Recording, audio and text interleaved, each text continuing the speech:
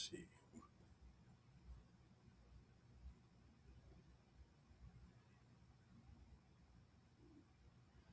Well, let's get this going. Waiting to see, get some people joining in. We're gonna be doing a live, doing firearm inspections. This is good for if you're doing your NICET certification, along the lines of test and inspection.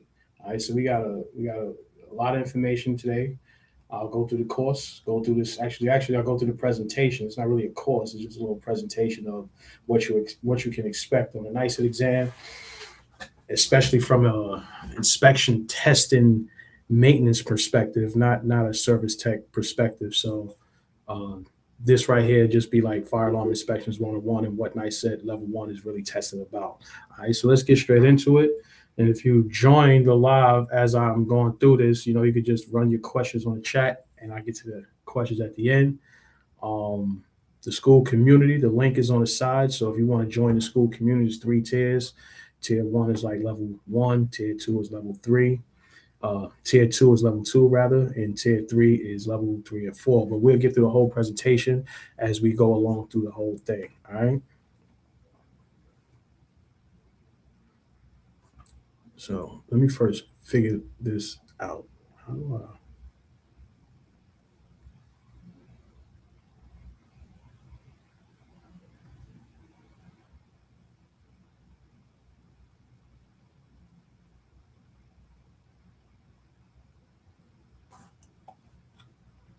All right.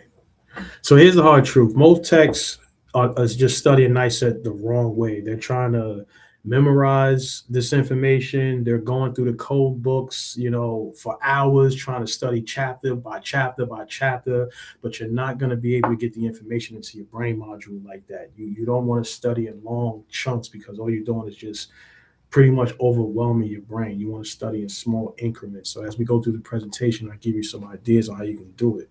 So here's some reasons why techs keep failing, right? You have the wrong focus. You're drilling more into the product knowledge and the diagrams instead of having like an installer, a service tech, or some type of inspector mindset. Because when they're asking you questions on the NICET exam, they're not asking if you know what a water flow or what a tamper switch is. They're asking you the functionality of it. What's going to happen at the panel when this device activate? That's what they're asking you. So you want to start thinking like that.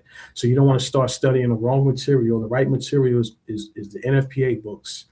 For level 1 is going to be NFPA 72, NFPA 70, the Uglies book, and level 2, 3, and 4 also the same books with addition of like the IBC or the Life Safety 101. So having the wrong format is going to lead you down the wrong way. So you don't want to get the wrong books or tab up the wrong question or tab up the wrong answers or even tab up the wrong code section. So that way you putting yourself, you actually doing yourself a disservice, not understanding what the right questions are or not understanding what to ask more or less. So here's what tonight is about. What you're going to learn. You're going to learn what NICET level 1 is actually testing, what the ITM, if you don't know what ITM is, that's inspection, testing, maintenance. You're going to understand what the framework is with some real field experience and how to think like an inspector, not an installer, because this test is asking you different scenario-based questions, not service-based questions, but more inspection and test and maintenance-based questions, right? You're going to get the 3 most common failure reasons and how to fix each one, right? Let me get a sip of this water. So if you don't know who I am, my name is Anthony Richardson. I own a company called Secured Securities. And today, which is a caveat, really, I don't want to digress too much, but we just got an approved course for the 81-hour New York State fire alarm license, and our first class is June 13th. So once we get the website up and all the links configured, then you could actually start to join that class to get your New York State fire alarm license. So I've been in the business about 20 years, 20 plus years, worked with a lot of different companies doing fire alarm all over the place. My thought process and mindset was always, if I'm working for this company and they're going to send me to training, I'm never going to say no. So whatever company I work with, I did whatever training that they was going to provide, card access, cameras, definitely fire alarm, burglar alarm, whatever it was. I never said no. Never said no to overtime. Came in early, stayed late, always with a crisp attitude because I was just there to make money. I knew what my position was and what I was trying to do within my life. So that's the backstory with me. So now I'm here just trying to teach you, just to give this information to you to make you a better tech, so you become more marketable in this field of fire alarm and security. Now, the big domino, one belief that collapses every objection is, how do you take the entire exam? More or less, how do you see the entire exam? 50 questions, I think like 70 questions. They give you 110 minutes or something like that. I just want you to focus on one question at a time, not the whole entire booklet, because that's when you start to get overwhelmed. You want to go through the ones you know quickly, and as you go through the test and answer those questions that you know quickly, more times than not, you're going to find the other answers for maybe the ones that you had flagged, or better information to get you to actually find the answers in whatever code book that you got to go to and search for this answer for those other questions. So make sure you answer the questions you know quickly, flag the ones you don't, so that way you can have more time to go through the book to find the answer. So NICET Level 1 asks, they don't want you to understand what a fire alarm is supposed to do. They want you to know what can it verify, right? So if a smoke detector goes into alarm, what are the functions that's supposed to happen? What's supposed to happen at the fire alarm display? What's supposed to happen at the remote annunciator? What's supposed to happen with the NAC circuits, the outputs, and things like that? So this is what you're going to have to start thinking, and how you're going to have to start thinking when you're taking the NICET exam, level 1, especially for the ITM, not for the service tech or the NICET level 1 for, being a service technician. So the installer versus the inspector's mindset, right? Now, the installer's mindset, they have, we know, because I have the installer mindset, service tech, and also the inspector's mindset. So the installer mindset, we want to know where we're going to put these devices, meaning how far I'm going to run this wire from the panel to the wire. How am I going to program this? Make sure we install it correctly, terminate it correctly, and there's no grounds, there's no shorts, and everything communicating back to the panel. That's my installer mindset. My inspector mindset is there any dust? Is it functioning? Do I have any visual lights? Are my lights working? How long have the batteries been in there? Are there any smoke detectors that are dirty, or are there any smoke detectors close to air vents? So this is my inspector's mindset. I'm looking to make sure the system is actually in compliance. So now the ITM framework is three things I want you to know. So NICET expects you to know the difference between all of them. NFPA 72 tells us what gets inspected: every device type, smoke, heat, pull, water flow, tamper, supervisory, whatever you want to call it. Everything gets tested. How often it gets tested? Monthly, semi-annually, quarterly, annually. The acceptance conditions, the NFPA 72 record of completion paperwork, the NFPA 72 inspection report. So these things have to be filled out. And what counts as a deficiency, meaning what didn't work. Are the batteries more than 5 years old? Does that really count as a deficiency, or can you replace them right then and there, or come back and replace it? Is there a section that's impaired? Do you have to, put a resistor on a panel because there's a problem with water in a particular area that you don't want to affect the rest of the system? What are the conditions that you have to face, or there are no deficiencies? So you just have to write that, and make sure you write that on the paperwork and give that to the client, customer, whomever you're dealing with.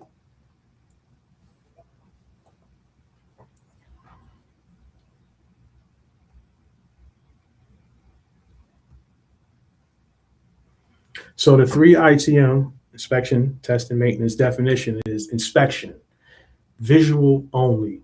Excuse me. So when it comes to an inspection, you're visually checking the fire alarm system. I work with a company that, I don't know if they're around, but they were called American Security, and they had visual inspectors, which was they had females doing visual inspections, where they would go around with a clipboard and then look at the panel, look to make sure if the system was clean, if there were any dust, dirt, debris, whatever, if the batteries were outdated, if there were anything blocking pull stations, if there was anything blocking the panel.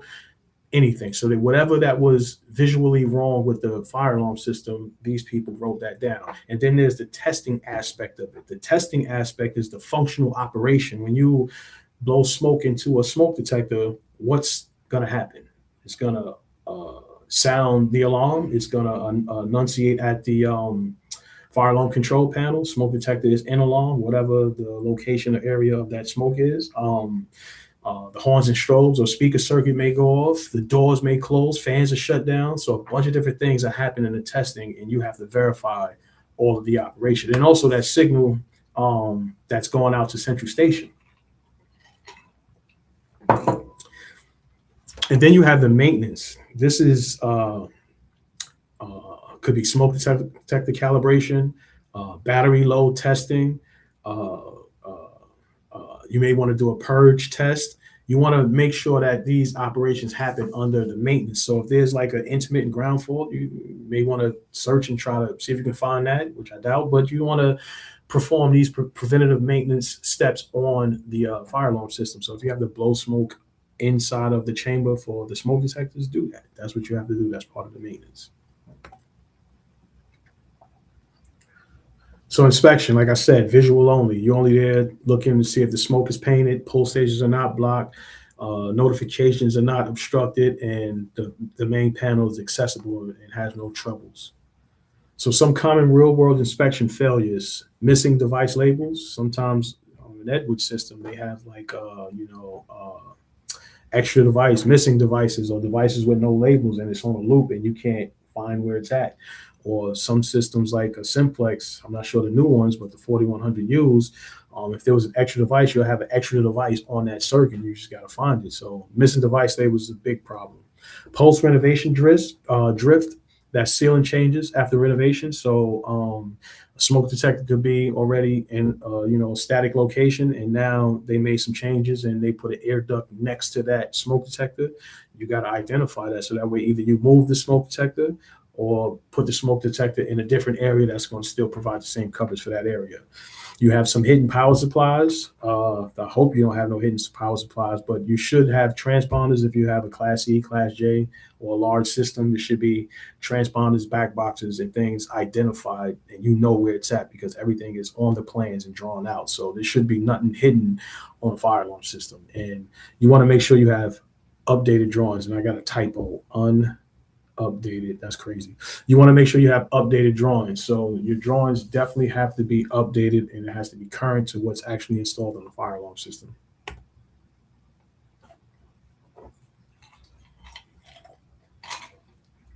For testing, this is for function verification. Manual pull stations. What are the operations? Horns and strobes, door holders, smoke and heat detectors. We got fans, doors, horns and strobes, and then the notification. You got maybe some speakers. You could talk through a paging system. Maybe have some Wharton phones. That's where the signal transmission come into play.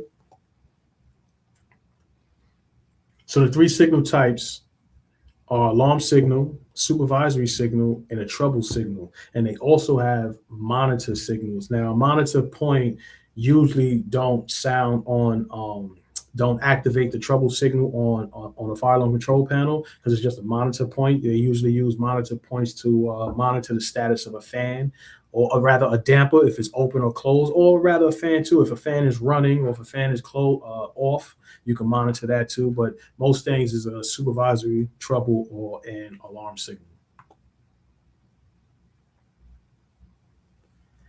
So your long-term reliability when it comes to maintenance at level 1, you don't perform advanced maintenance, but you need to understand it. So the key concept to separate everything is maintenance is not there to repair, it's to keep the system operational as intended. You want to clean the smoke so that way it doesn't false alarm. You want to do false alarm reduction, battery replacements every 5 years, sensitivity tests, whatever it is that you have to do, perform under the maintenance, that's what you would have to do.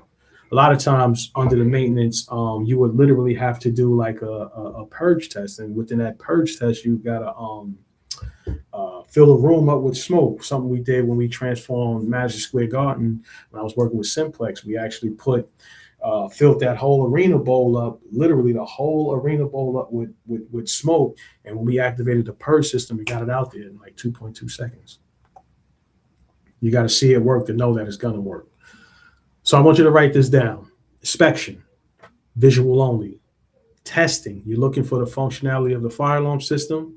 And the maintenance, you're looking for long-term reliability. You want to be cleaning smoke detectors, cleaning the dust, because if you don't know, dust creates static. So static electricity on wires creates EMI, which is electromagnetic interference. Think of a field of electricity around the wires, just interference, noise. So you want to clean that up. The less dust you have, the less noise you have, the less chances for ground faults, the less chances for audio problems and things like that. So I want you to know that you can pass this exam, and you have more experience than what you think. Now you may be in the field a year, or you may have just started out. Most of this stuff on the test and inspection is general knowledge. Not saying that you have to be an expert in fire alarm, but you can get some information from either YouTube, Google, whatever, enough information to get you prepared to take this exam. The only thing that you mainly will probably lack is confidence. That's the only thing. So once you gain that, then it's going to be easier to do what you need to do. So what's the false belief that's holding you back? I haven't done enough inspections. I'm not really an installer and I don't understand how to, do a live inspection. Or maybe I need more years to sit down before this exam. If you don't know how the fire alarm industry work, inspection is usually like, tier one when it comes into the fire alarm. And then after that, you'll graduate to either be a service tech or an install. Depending on which way you go, you will usually stay in that spot. You know what I mean? I came up as a service tech because I didn't like to run wires. Now I'm running wires, wishing I could be a service tech. But regardless of the fact, you will usually be either a service tech or an installer. But you may start out as an installer and be like, I want to be a service tech, and the same thing, vice versa. But usually you're going to be one of these guys. You're going to be a guy fixing it, or you're going to be the guy putting it in. So every time you verify that you can actually fix something, even if you go out for the first time and let's say you fix the open circuit. I'm not going to say ground fault because ground faults are sometimes difficult. But let's say if you fixed a quick open circuit and it was something that was quick, you found it quick, that gives you the confidence of the next time you go out there and troubleshoot a fire alarm system.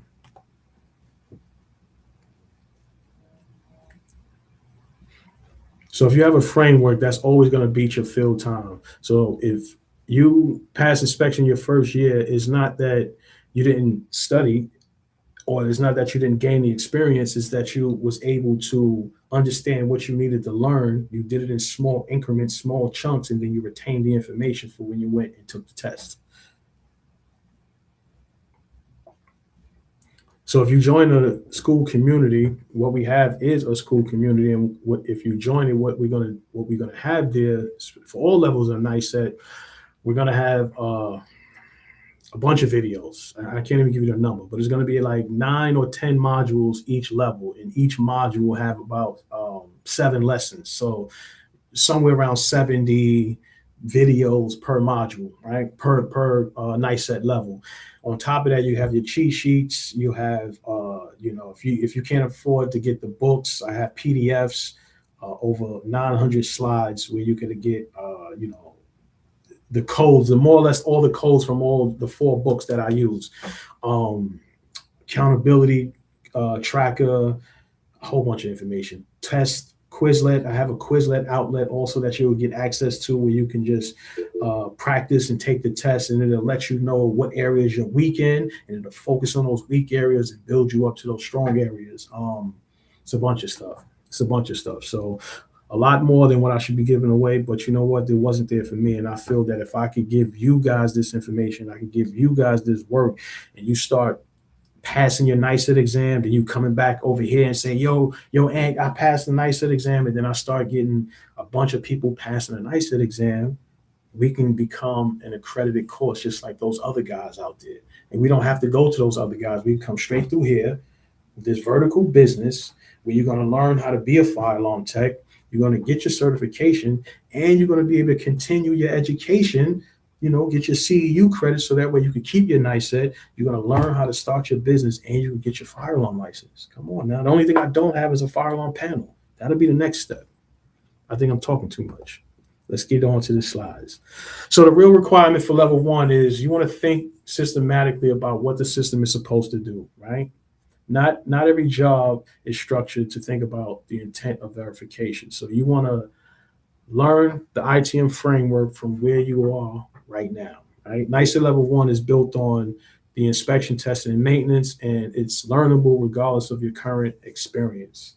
This is not, I don't want to say it's like low level, it's the first level. All right. So it's like entry level. It's the very beginning of you getting acclimated with, hitting the buttons on a fire alarm system, seeing what actually happens, getting used to the sound and things like that.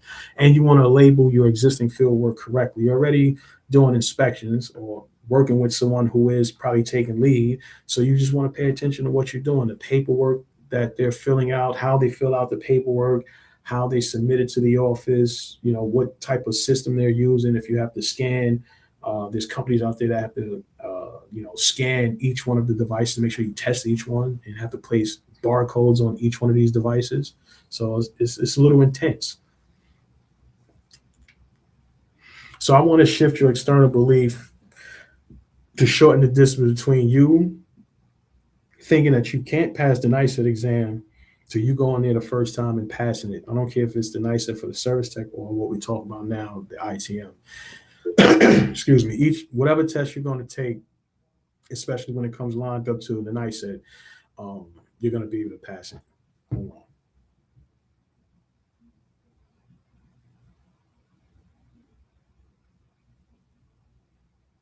on. Back to the show.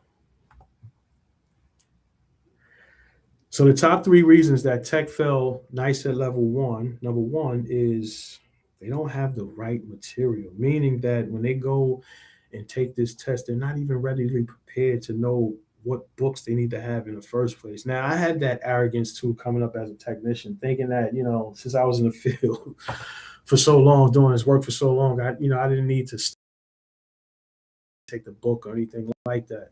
So what I did was I failed it 3 or 4 times before I could actually get the first level and actually pass that.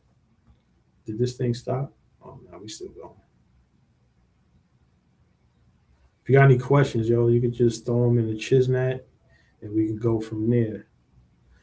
The second one is they freeze on questions, right? Because you get overwhelmed. You read a question and you probably read it too fast, and you read the answers and you're like, I don't know what the hell this thing is, and you're looking at it and you're overwhelmed. So you just got to slow down. You got to do a little breathe. You got to pause, one question at a time, and then once you answer that or pay attention to what you're reading and actually understand what it's actually trying to ask you, you'll be able to determine what the answers are. Especially looking at the answer, you can wean out the ones that don't even make sense. So if two of them don't make sense, you have a 50% chance of choosing the right answer, right? And then there's no study routine. Hold on, I'm gonna have to call you back. Hey, let me hit you back. I'm on live though. I'm on live. Yeah.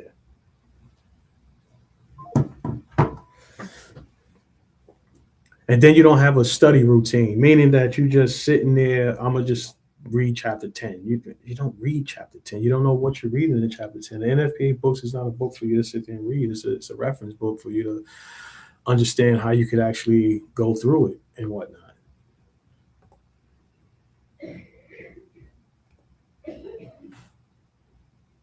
So let's go to this.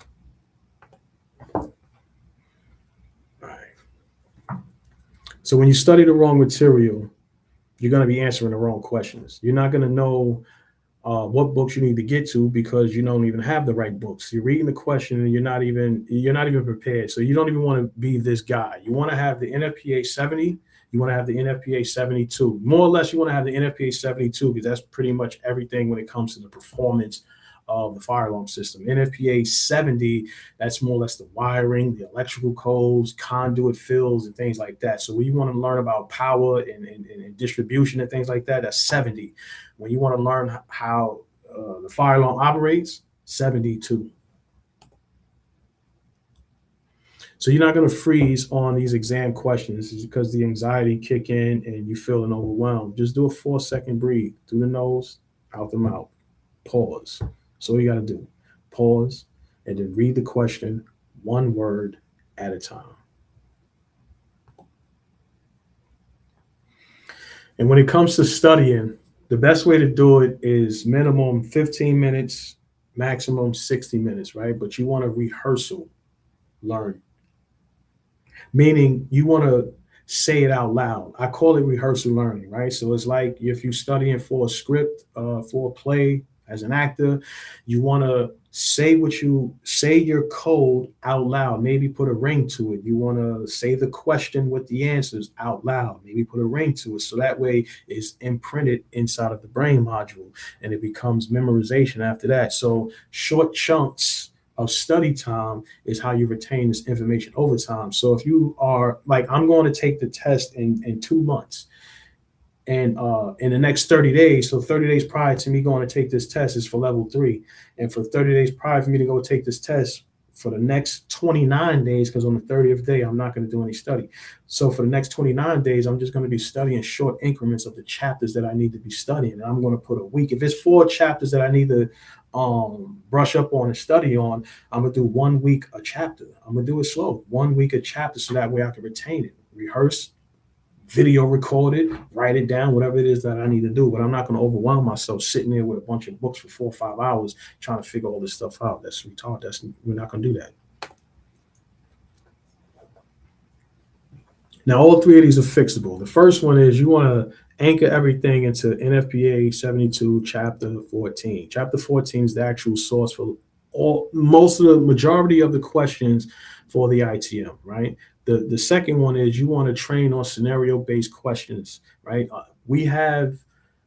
don't think I have any, but I will be putting some scenario-based questions in the Quizlet, so that way you can practice on it and it'll let you know where you're weak at and help you out in those areas. And then you want to follow a structured study plan. I'm not going to say you need to build discipline.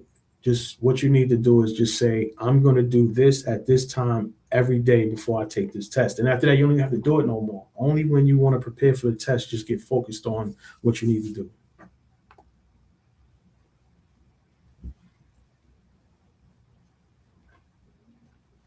So how we keep building every 2 weeks, inside the school community, or rather inside my training center in conjunction with the school community, I'm going to be going live. We're going to be going over, doing some live fire alarm programming, adding cards, adding devices to the fire alarm panel. I have a Edwards system at home that I'm showing you in the basement. NICET question, business questions, everything fire alarm, more or less. So now I want to introduce you to the Certified CEO Training Center for the school community. And that link is inside the chat. And you can click on that link to join the community. You get the first 30 days free. So a NICET training community is on the school. It's not built by academics. It's not built by people. It's not built by people who stopped doing the work. It's built by me, someone who's been doing it for over 2 decades, who've been actually installing systems from an employee side, now on a business side. When I say installing systems, I mean from beginning to end. The engineer, I have my own engineer where we design the fire alarm system. We do all the submission, pay all the fees. We're a Gamewell dealer. So we'll buy all the Gamewell equipment. We will hire the electrician. The electrician will then install the system for us. We will go out there, program the system, test it, make sure everything works, hook up the central station, configure that, make sure everything is working, request for the inspection and get that system approved, get the final paperwork, give that over to the client. We've done that over 100 times right now since we've been in business. So we know it like the back of our hands on how to do the actual process of installing a fire alarm system. And we can tell you how you can actually get the work to actually be a fire alarm installer. But for the most part, the school community is there to teach you how to get your NICET certification and how to become a better fire alarm technician in the fire alarm market. So if you want to get more money in the fire alarm industry, then this is the way to go. Because once you level up, you go to the boss and be like, I need some more money. You say no, go find another job. Don't do that. Don't listen to me. But I'm going to tell you what I did, right? Before I stray off to this. This is my thinking, and don't follow me, but you have to make the best decision that actually worked for you. You know what I'm saying? Because a lot of times I make a lot of dumb decisions and I do a lot of stupid shit. So don't follow me, right? Because I move by faith rather than anything, right? My thing is I never put too much loyalty in no company I work with. Any company I work with, I always showed up and did my job. I never complained, said no, the overtime, whatever. I was there. I give them 2, 3 years max to get what I want. If I don't get what I want, I'm looking for another job, period. And I usually go and find a better job, getting paid more, and I repeat that process until I ran into a wall to where I couldn't get no more money, and then I was forced to start my own business. But I just think I went in that direction because two things. Maybe the stubbornness, because I am a Taurus. Maybe the stubbornness of people telling me what to do that I felt didn't have enough the same experience, but they just probably had a position to where they had authority. And number two, I wanted more. And I felt I couldn't get it. Even if I was making $45 an hour, it just wasn't enough money. It wasn't enough money. So I had to start my business. And I guess this is the path that I had to go because now look what I'm doing. I'm showing you how to do the same exact thing. You know what I'm saying? Because there's nobody out there showing you how to do a fire alarm. They could show you how to open up a t-shirt business. They could show you how to be a rapper. They're not showing you how to do any type of professional business. There's not even electricians out there showing you how to do this, right? So from soup to nuts, I'm gonna show you the game of how to do everything fire alarm. So we have recorded NICET lessons in the library. Like I said before, it's like like 9 modules, 7 lessons per module. So it's a bunch of videos for each lesson. And I broke them down short so that way I didn't record 15, 20, or like an hour long sessions. They're like 1 to 2 minutes, focused on just one topic at a time, not overwhelming. Okay, I got this. Oh, that's good. Next topic, next topic. So that way you can retain the information. And when you go take the test, it's easier for you, right? So the fire alarm, I break down a lot of theory when it comes to the fire alarm. We got code clarity and we got chapter summaries and cheat sheets, right? So now all of this is a marked value. Everything has a tier course from level 1, 2, and 3. The premium tier is for level 3 and level 4. Same as 1 and 2, you get your specific cheat sheets and everything like that, Quizlet, outlet for that particular level. And only thing I need from you guys is when you guys pass the test to come back and just let me know.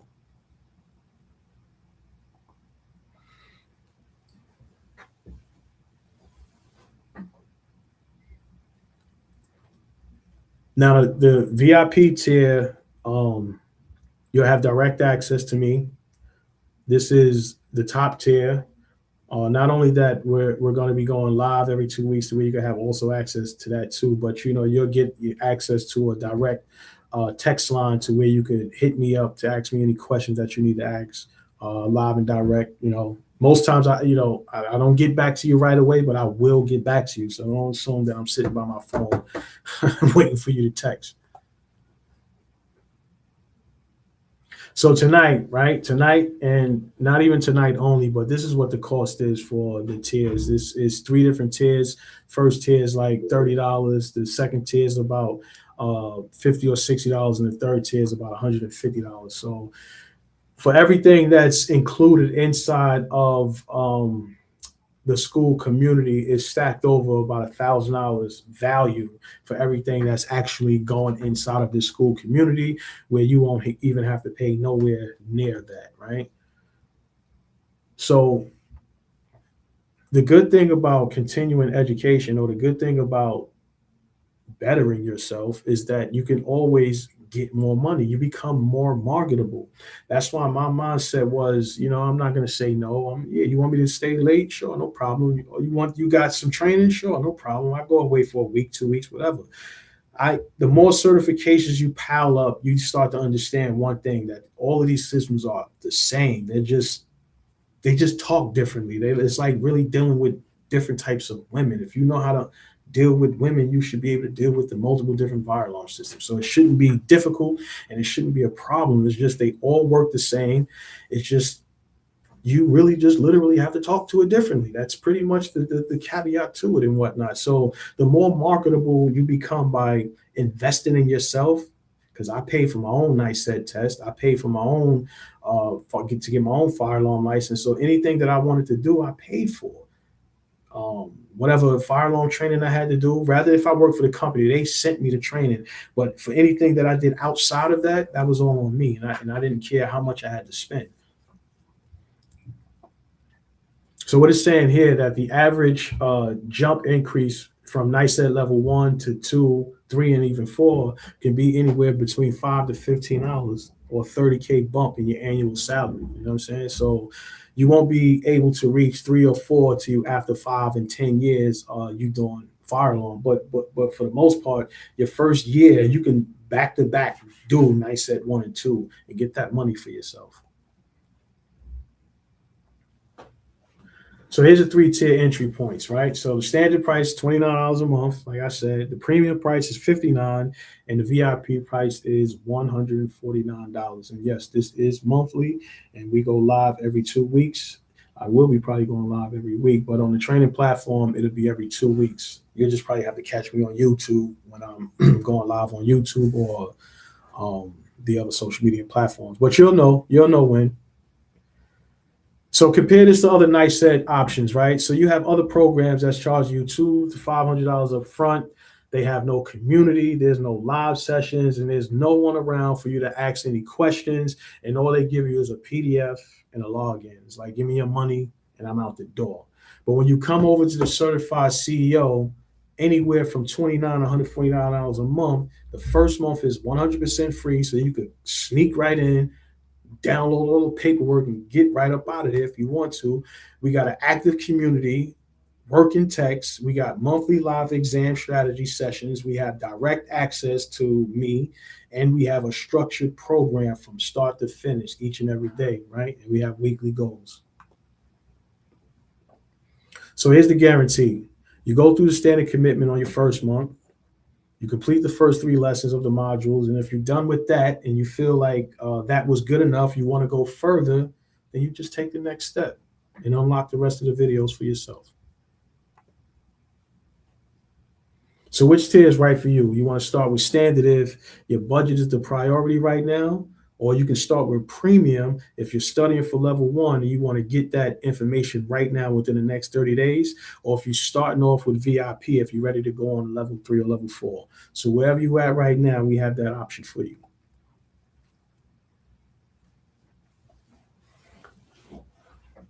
So let me go through some of the commonly asked questions. Is the free month really free? Yeah, the month is really free. You get 30 days access to the school community. I'm still adding stuff to it right now. So if you have any issues past the 30 days, don't worry. I'm going to extend it. I'll extend it for you because I don't have enough videos up there as of yet.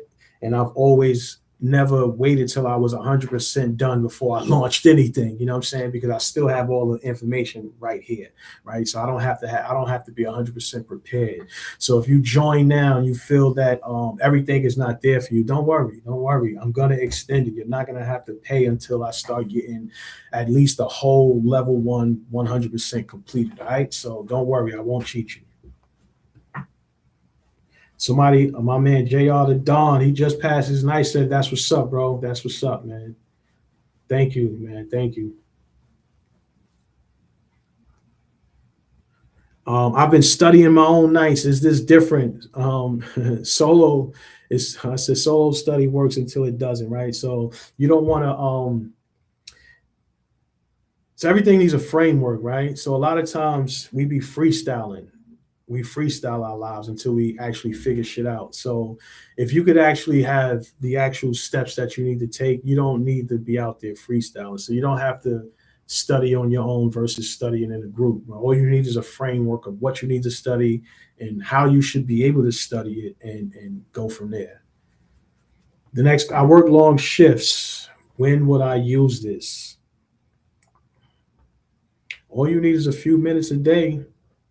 All you need is a few minutes a day. Like if you got a half-hour lunch, You can eat your lunch and do 10, 15 minutes on one chapter. You don't have to do a bunch of chapters. You can just do a few sections. That's all you need. A few sections today, another few sections tomorrow, another few sections the next day. But as long as you're preparing yourself, staying active with it, being consistent with it, it turns into memorization over a while, over time. It will turn into memorization over time. So now it says also, is this content for level one only? No, this is for level one, two, three, and four.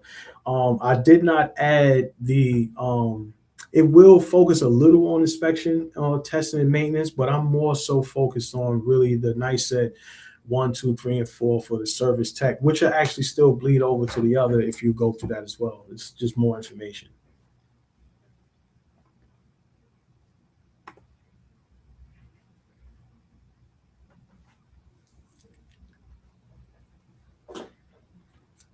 So the hidden benefits of your NICET certification is one, you gain more confidence no matter what level you get. Another thing, if you're in New York City and you just starting out, you can start out and get your S95 or your S98. Well, your S95 will probably be your first step. Um, that's like S95, I think, is for inspection. I could be wrong. Somebody, correct me on that. And the S98 is like the level where you can be a service tech. So you can start out and get that, and then go and get your NICET after 1 year. So that'd be something that you could do. The company that you work with would just have to qualify you, and you ask them for the $25, or you pay the $25, whichever one come first. You know what I'm saying? So you can start out with that, especially if you're starting off in New York. I'm not sure what it's like in the other states if the fire department requests or have these certifications. I'm not sure. Or New York is just different.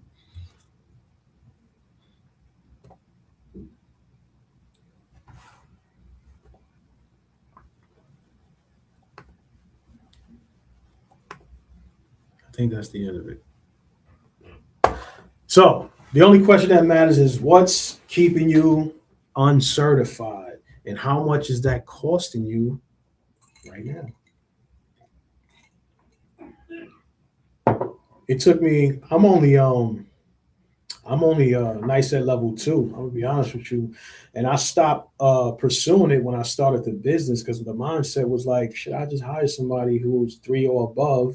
But what I'm noticing is when I put out these bids and I'm doing these bids, they want at least a nice at level three person to actually even get the job. So I got to call either my friend Andy from Trifecta, use his information as we come together as two corporations, or we come together as he's the employee under working under the business, or I just go through the engineer. So that's why I was like, you know what, I got to do this, especially if I'm gonna be uh, calling myself the fire alarm expert, because I'm bold enough to be out here saying that and whatnot. But so what? So I got to get my nice set. I got to stand by the credentials. So I got to get up to level four, and I am gonna get the four. So I'm gonna get the three. I already scheduled it. I think it says what I got, like 49. Oh shit. 49 days. 49 days for the night set, level three, right? So in 19 days, I'm gonna start studying. And I ain't gonna even hold you. I use um NTC, National Training Center. It's a very good resource. They're like the number one, the people that I've been using to get myself NICET certified, and that's who I'm going to use to get my level three and whatnot. I'm not going to even hold you. So, but regardless of that, that's the reason why I am building out my own training program, because I don't want to say as if I don't know what it is that I need to look for, what to do, but I just want to make sure that I have the right information. I don't know everything. I know what I know, and I know what I don't know. You know what I'm saying? So I like the National Training Center, and I want to do business with them in the future. But for now, I will be going through their 8-hour level three training, so that way I can get all of the information that I need. Um, Download their test kits and their practice exams and their answer kits, and then mark everything out in my books, and then take as many tests as I could, and then go from there. And then whatever I built on my side, either will be verified that is actually legit, which I know it is because I already did it before I published it, I went through each one. It was a lot too. I went through each one of these questions and just, went through the books and just made sure that that answer was pointing to that specific code. Because how I designed the test is, you have all the test questions, and then the answer key will give you the answer. It will also break down why the answer is what it is, and then it will point out the code reference of where the answer come from. So it's giving you all the information that you actually need for you to be confident to take this test. You know what I mean? So I don't want you to be astray. I don't want you to be afraid. I don't want you to have those anxieties or none of those emotional feelings. We don't need none of that. All right, so that's going to conclude this live session. I appreciate it. I appreciate it. I appreciate it. I appreciate it. And yeah, fire alarm expert out. What's today? Today is Thursday. I got another live. Oh, let me do this. If you wanna if you wanna hold on, hold on.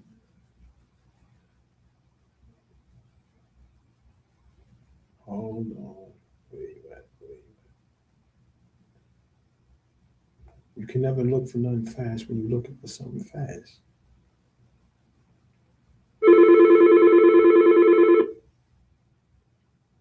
Hold on.